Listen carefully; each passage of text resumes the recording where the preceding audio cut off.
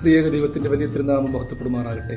വാത്സല്യ സഹോദരങ്ങളെ, ക്രിസ്മസ് പ്രത്യാശയുടെയും പ്രതീക്ഷയുടെയും സന്ദേശമാണ്. ക്രിസ്മസ് എന്ന പദത്തിൽ ക്രൈസ്റ്റും മാസുമുണ്ട്. ഒരു രീതിയിൽ പറഞ്ഞാൽ ക്രിസ്തു ബലിയാകുവാൻ പോകുന്നതിൻ്റെ മുൻസൂചന. മാസ് എന്ന പദത്തിന് ജനസമൂഹം എന്നർത്ഥമുണ്ട്. ദൈവം മനുഷ്യനായി സ്നേഹിച്ച് രക്ഷയുടെ സന്ദേശം പകർന്നു കൊടുത്തതിൻ്റെ ഒരു അനുഭവം. ദൈവത്തിൻ്റെ അരുളപ്പാട് ദൈവദൂതനിലൂടെ കന്യക കാതുകൊണ്ട് കേട്ടപ്പോൾ അവൾ ലോക നിയമങ്ങൾക്ക് അതീതമായി ഗർഭിണിയായി. ദൈവത്തിൻ്റെ വചനത്തിന് കന്യകയെ പ്രസവിപ്പിക്കുവാൻ സാധിക്കുമെങ്കിൽ ആയതുപോലെ തന്നെ ദൈവത്തിൻ്റെ വചനം കാതുകൊണ്ട് കേട്ട് ഹൃദയത്തിൽ നിക്ഷേപിക്കുമ്പോൾ ആത്മഫലങ്ങളുടെ പുറപ്പെടുവിക്കലിലൂടെ ലോകത്തെ പ്രകാശിപ്പിക്കുവാനും സന്തോഷിപ്പിക്കുവാനും നമുക്കും സാധിക്കുമെന്നുള്ള വലിയ സന്ദേശം ക്രിസ്മസ് നമുക്ക് നൽകുന്നു.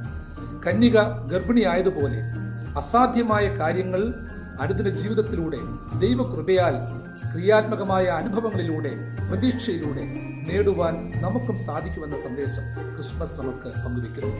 ക്രിസ്തുവിൻ്റെ ജനനം ഒരു വലിയ പ്രതീക്ഷയാണ്.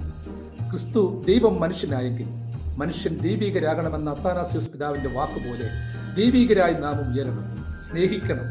അനേകം അനുഭവങ്ങൾക്ക് ദൈവത്തിൻ്റെ സന്ദേശത്തിന് നാം അസംബദ്ധരാകണം, വിധേയരാകണം.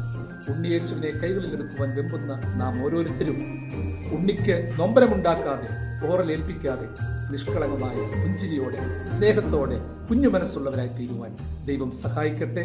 ക്രിസ്മസിൻ്റെ എല്ലാവിധമായ ആശംസകളും പ്രാർത്ഥനകളും നേരുന്നു. നോയമ്പിലൂടെ ക്രിസ്മസിൻ്റെ ദിനങ്ങളെ നമുക്ക് പരിപക്വമാക്കാം. ദൈവം എല്ലാവരെയും വാഴ്ത്തി അനുഗ്രഹിക്കട്ടെ.